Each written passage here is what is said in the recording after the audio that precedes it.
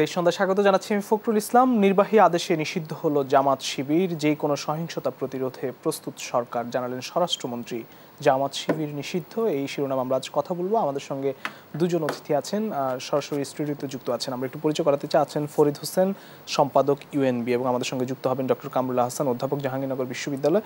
স্বাগত জানাচ্ছি জনাব ফরিদ হোসেন। আপনার কাছে সরাসরি আসতে চাই। প্রজ্ঞাপন জারির মধ্য দিয়ে 1 ঘন্টা হলো জামাত শিবির নিষিদ্ধ হলো, এর মধ্য দিয়ে সরকারের নির্বাহী আদেশে জামাত ইসলামী এবং তাদের যে ছাত্র সংগঠন, একই সঙ্গে তাদের যে বিভিন্ন অঙ্গ সংগঠন রয়েছে, তাদের কার্যক্রম সারা দেশে নিষিদ্ধ হলো। এর আগে গত 29 তারিখ গণভবনে 14 দলের একটি সভায় জামাত শিবির নিষিদ্ধের একটি সিদ্ধান্ত হয়েছিল। আসলে কোন প্রেক্ষাপটে এবং এই জামাত শিবির নিষিদ্ধ করতে হলো এবং তাদেরকে একটি সন্ত্রাসী কার্যক্রমের অভিযোগ এবং সন্ত্রাসী দল হিসেবে আখ্যায়িত করে নিষিদ্ধ করা হয়েছে? এর আগে আমরা জানি যে তাদের যে নিবন্ধন, অর্থাৎ নির্বাচনী যে নিবন্ধন, সেটিও কিন্তু বাতিল করা হয়েছে 2013 সালের দিকে। সব প্রেক্ষাপট নিয়ে একটু আপনার কাছ থেকে জানতে চাই।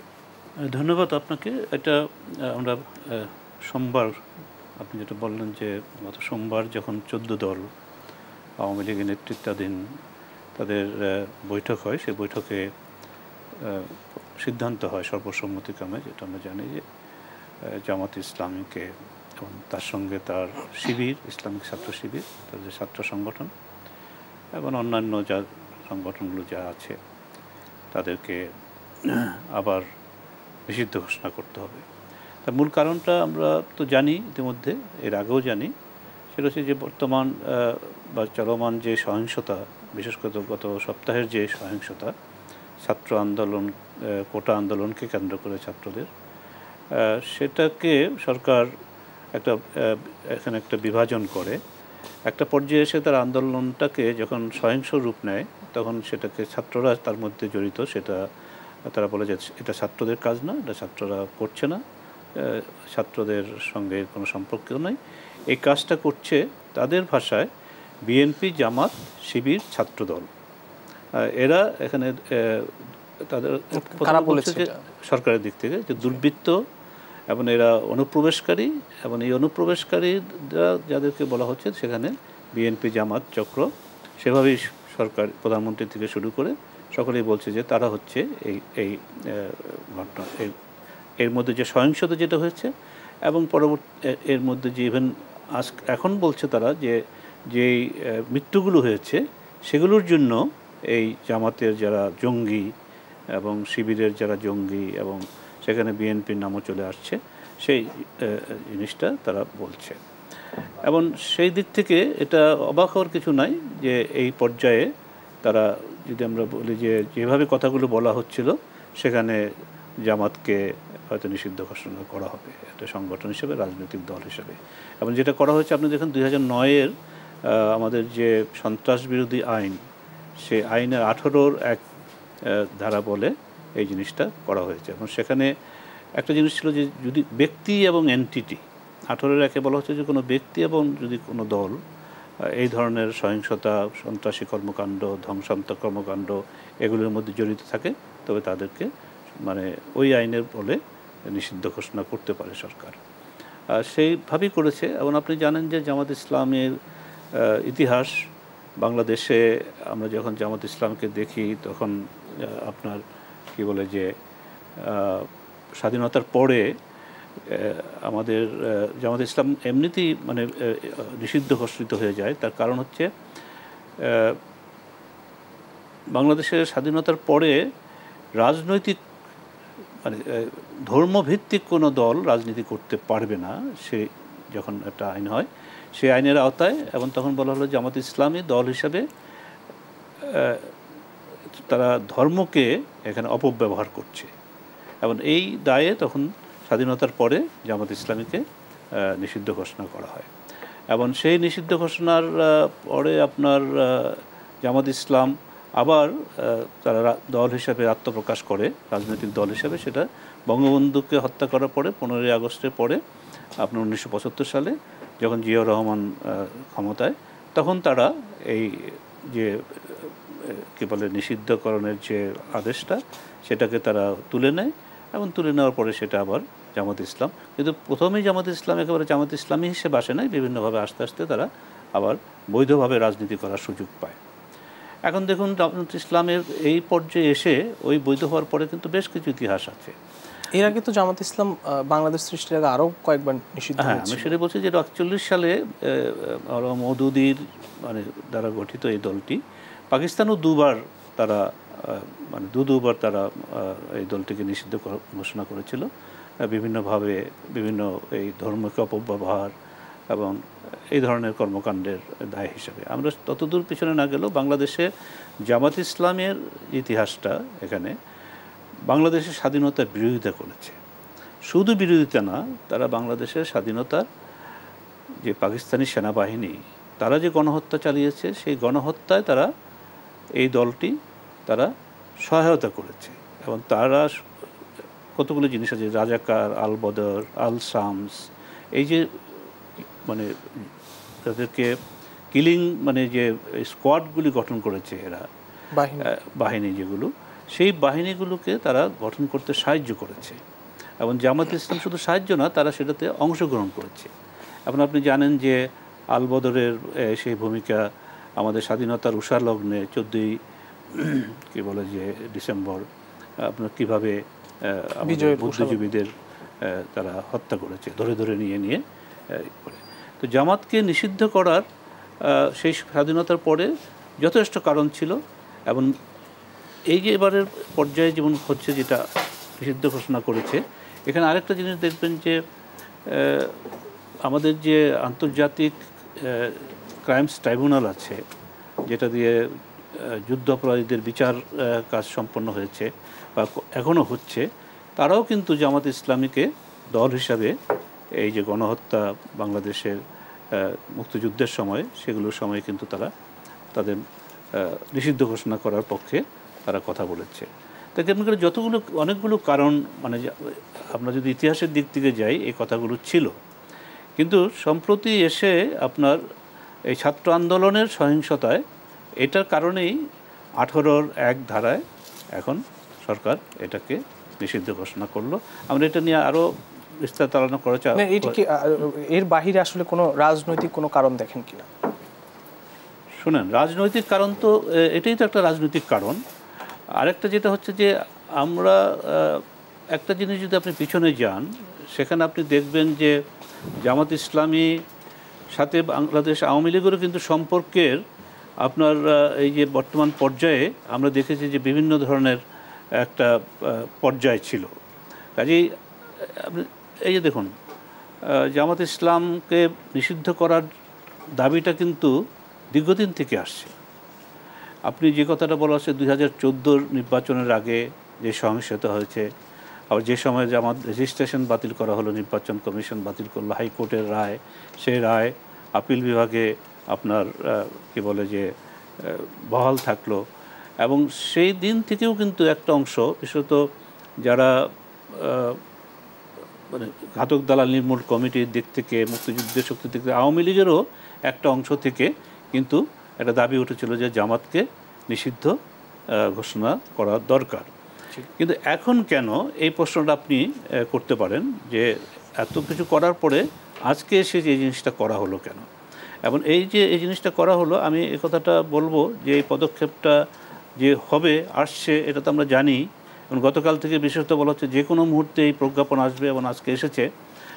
এবং প্রধানমন্ত্রী নিজেও কিন্তু প্রজ্ঞাপন জারি হওয়ার আগেও তিনি কিন্তু আজকে 1 আগস্টের রক্তদান কর্মসূচি বাংলাদেশ কৃষক লীগের সেই একটা অনুষ্ঠানেও তিনি বলেছেন যে জামাতকে নিষিদ্ধ করা হচ্ছে, জামাত শিবিরকে নিষিদ্ধ করা হচ্ছে, এবং কেন করা হচ্ছে তিনি এই কথাটা বলেছেন। আমরা আসবো আপনার কাছে। আমাদের সঙ্গে যুক্ত হয়েছেন ডক্টর কামরুল হাসান, অধ্যাপক, জাহাঙ্গীরনগর বিশ্ববিদ্যালয়। আপনাকে স্বাগত জানাচ্ছি। স্যার, আপনার কাছে একটু আসতে চাই যে আজকে আসলে জামাত এবং ইসলামী ছাত্র শিবির, তাদের অন্যান্য অঙ্গ সংগঠন যাদের রাজনৈতিক কার্যক্রম অর্থাৎ দল হিসেবে দলটিকে নিষিদ্ধ করা হয়েছে সন্ত্রাসী সংগঠন বা সন্ত্রাসী কার্যক্রমের দায়ে। এর আগে 2013 সালে আপনি জানেন যে তাদের যেই নির্বাচন করা, অর্থাৎ তাদের যে নিবন্ধন নির্বাচন কমিশনের, সেটি কিন্তু বাতিল করা হয়েছিল। এর মধ্য দিয়ে, আজকের প্রজ্ঞাপনের মধ্য দিয়ে তাদের সমস্ত রাজনৈতিক কার্যক্রমটি নিষিদ্ধ হলো অবশেষে। এবং কি বলবেন আসলে, এটি বেশ অনেক আগে থেকে আসলে এটি নিয়ে অনেক আলোচনা সমালোচনা হচ্ছিল। ধন্যবাদ আপনাকে প্রিয় সঞ্চালক, আমার শ্রদ্ধেয় সহ-আলোচক এবং শুনছেন যারা। গত দুদিন যাবতই এই বিষয়টি নিয়ে আমরা শুনছি যে এরকম একটি সিদ্ধান্ত আসবে। এটা আসলে সম্পূর্ণভাবে আইনি একটি প্রক্রিয়ার ভিতর ছিল। ফলে এই বিষয় নিয়ে কথা বলার ক্ষেত্রে প্রথমত আইনের যে বিষয়টা আমি বলতে চাই, 2013-তে যখন আদালতের রায়ের প্রেক্ষিতে নির্বাচন কমিশন নিবন্ধন বাতিল করেছে, সেটা নিয়ে কিন্তু আইনি প্রক্রিয়াতেই জামাত ইসলাম তাদের আপিল করেছে এবং আপিল বিভাগ আমরা দেখেছি 2023-এর 19শে ডিসেম্বর আমি লক্ষ্য করেছি যে ওই হাইকোর্টের যে রায় সেটা বহাল রাখা মানে হচ্ছে যে নিবন্ধন বাতিল।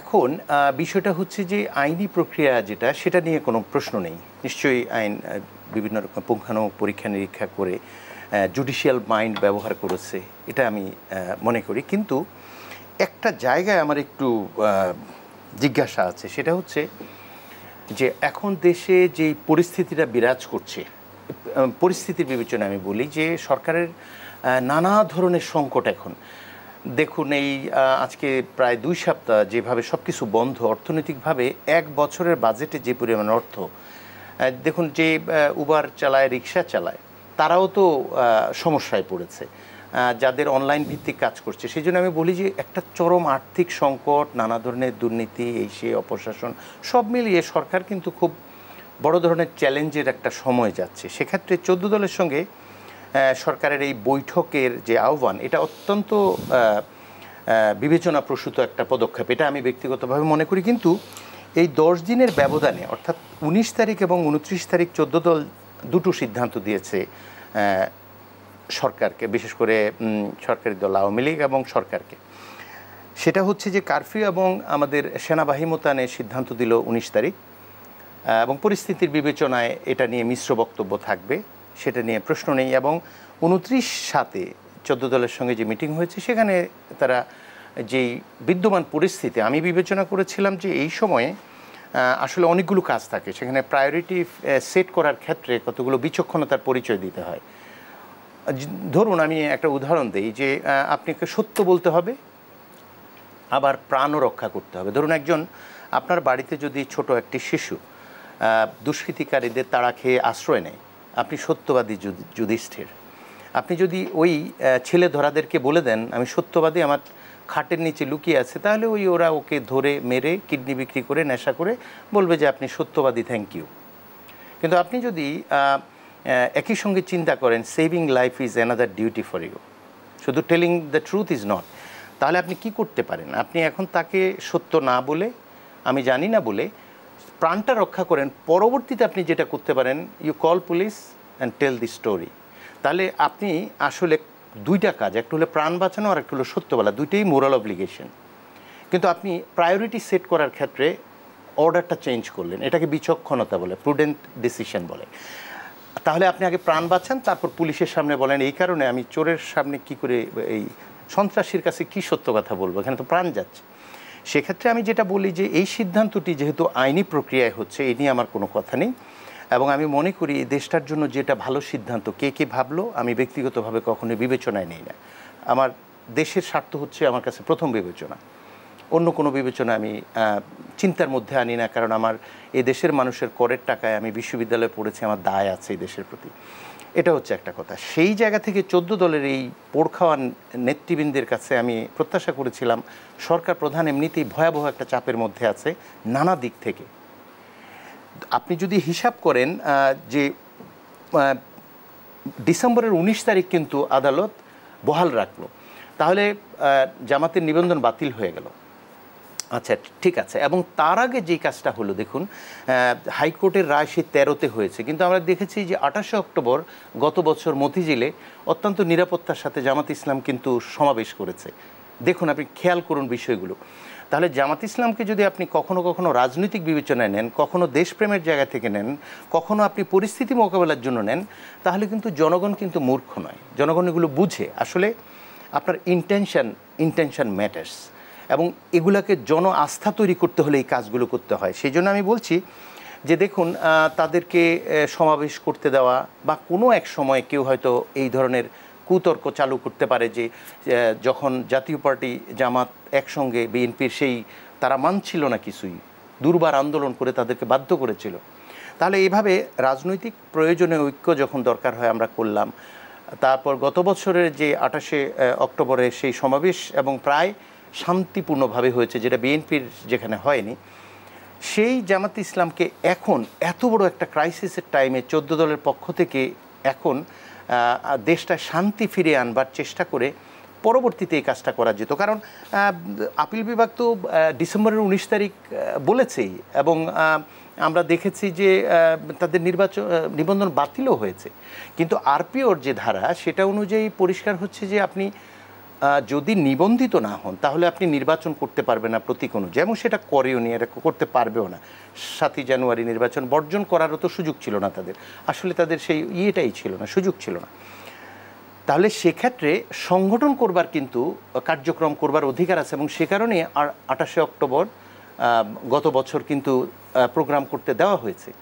তাহলে আরপিওর সেই ধারা অনুযায়ী আপনি নির্বাচন করা প্রতীকে সেটা বাদ দেওয়া যায়, কিন্তু সাংগঠনিক কার্যক্রম চালানো যায়। কিন্তু এখানে যেহেতু একটা অন্য ধরনের বিবেচনা আছে, আমাদের 71-এর সেই প্রেক্ষাপট সব কিছু মিলে আমাদের সিরিয়াস কিছু স্পর্শকাতর জায়গা আছে, সেটা নিয়ে আমি তর্ক করতে চাই না। আমার জায়গাটা হচ্ছে কি, যখন আমরা সকলে মিলে চরম আস্থাহীনতায় ভুগছি, যখন যা কারা সন্ত্রাসী এটা চিহ্নিত করে পরিস্থিতি স্বাভাবিক করা দরকার, মানুষের আস্থা তৈরি করা দরকার। আপনি দেখুন যে প্রাণগুলো চলে গেছে। আমি একটু বিরতি থেকে এসে আমরা আরো কথা শুনবো। প্রিয় দর্শক, দেশ সন্ধ্যা নিচ্ছি একটি ছোট্ট বিরতি, ফিরবো একটু পর, সঙ্গেই থাকবেন।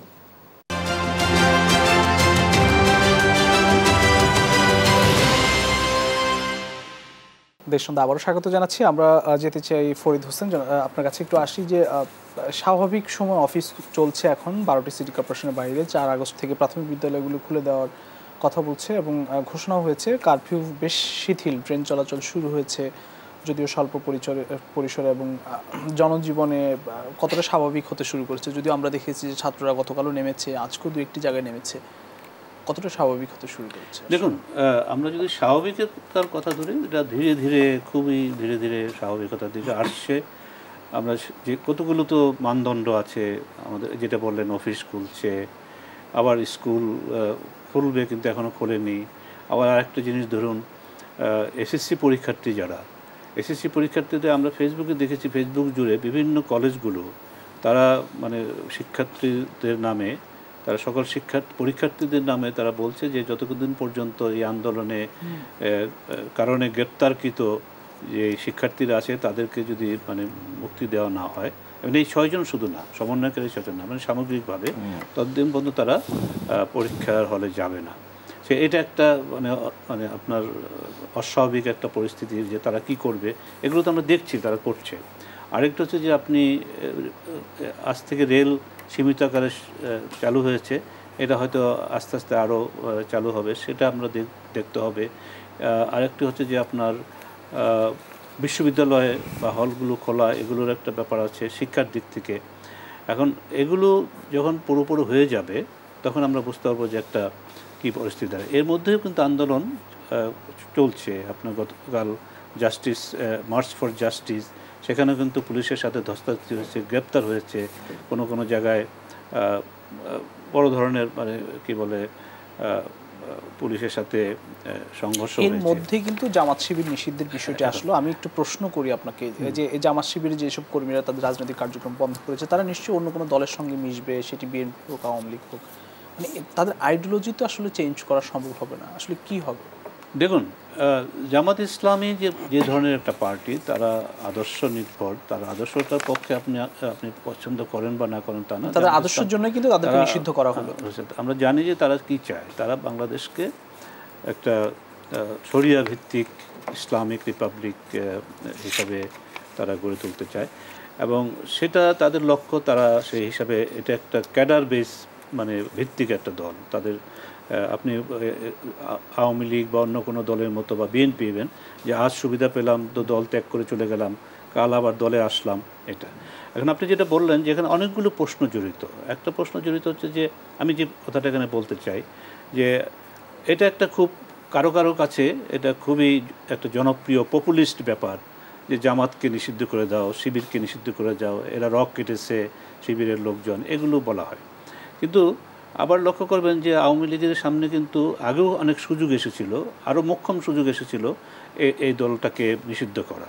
বিশেষত যখন 2009-এর ক্ষমতা আসার পরে যুদ্ধ অপরাধীদের বিচারে, মানবতা বিরোধী অপরাধ করার বিচারে যখন জামাতের শীর্ষ নেতৃত্ব গোলাম আজম থেকে শুরু করে মতিউর নিজামী এবং মুজাহিদি, কামরুজ্জামান, কাদের, তাদেরকে ফাঁসি দেওয়া হলো, তখনও কিন্তু আন্তর্জাতিক ক্রাইমস ট্রাইব্যুনাল তারা কিন্তু বলেছিল যে জামাতকে নিষিদ্ধ ঘোষণা করার জন্য এনটিটি হিসাবে। কিন্তু তখন সরকারের কথা ছিল যে এনটিটি হিসাবে তারা কাউকে কিছু ধরছে না, কিন্তু ব্যক্তি হিসাবে করেছে।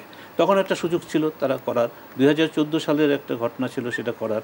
আবার সেই সময়গুলোতে সরকারের দিক থেকে কিন্তু জামাতকে সেবা করেন। আবার জামাতের সঙ্গে আপনার কোনো ক্ষেত্রে দেখা গেছে, আমরা মিডিয়া রিপোর্টিংও, যে সেই জিনিসটা তারা এক ধরনের তাদের মধ্যে একটা সমঝোতা কোনো ক্ষেত্রে হচ্ছে, বিশেষত গত নির্বাচনের আগে।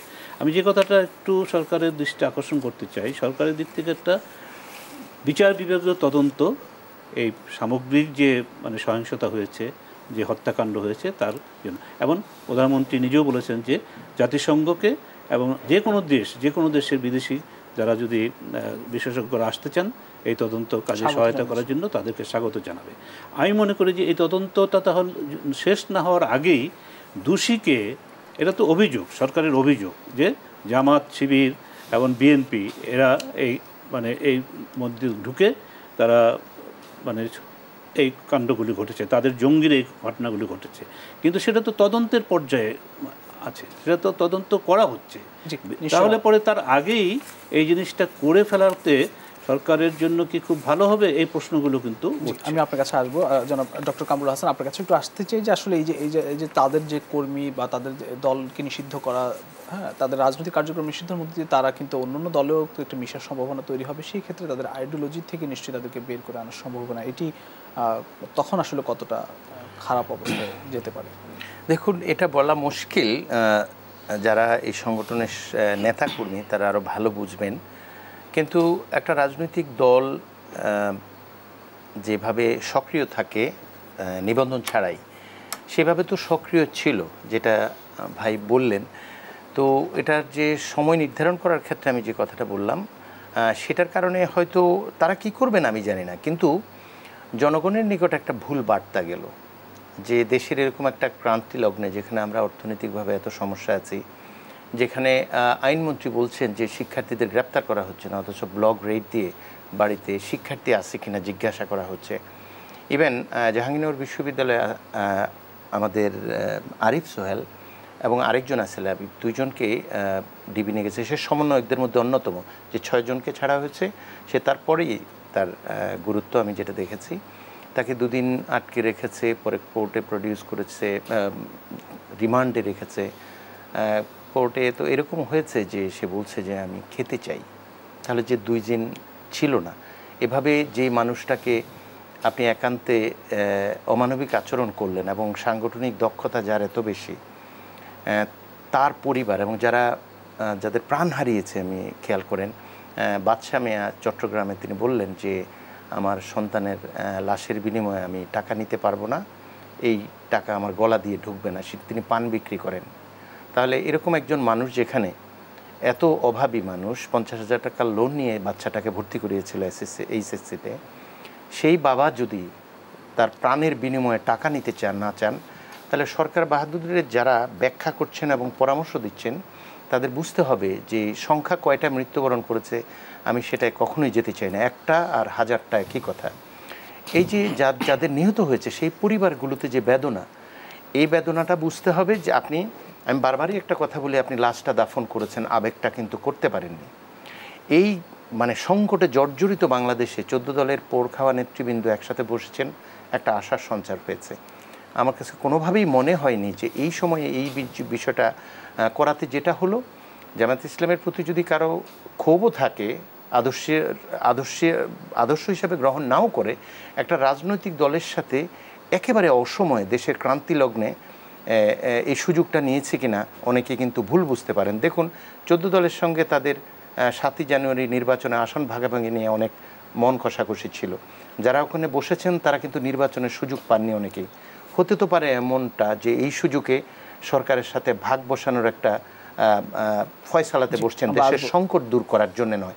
অনেকে কিন্তু এই ভুল বুঝতে পারেন, যার কারণে জামাত তাদের কর্মের জন্য বা অপকর্ম যেটাই বলা হচ্ছে সেটার জন্য যে নিষিদ্ধ হলো, তার চেয়ে অনেক বেশি প্রশ্নবিদ্ধ হলো যারা এই সিদ্ধান্ত নিলেন।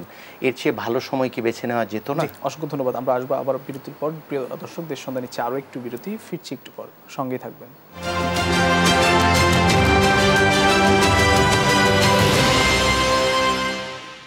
দেশ সন্ধ্যা আরও একবার স্বাগত জানাচ্ছি। আমরা সরাসরি আলোচনায় ফিরতে চাই।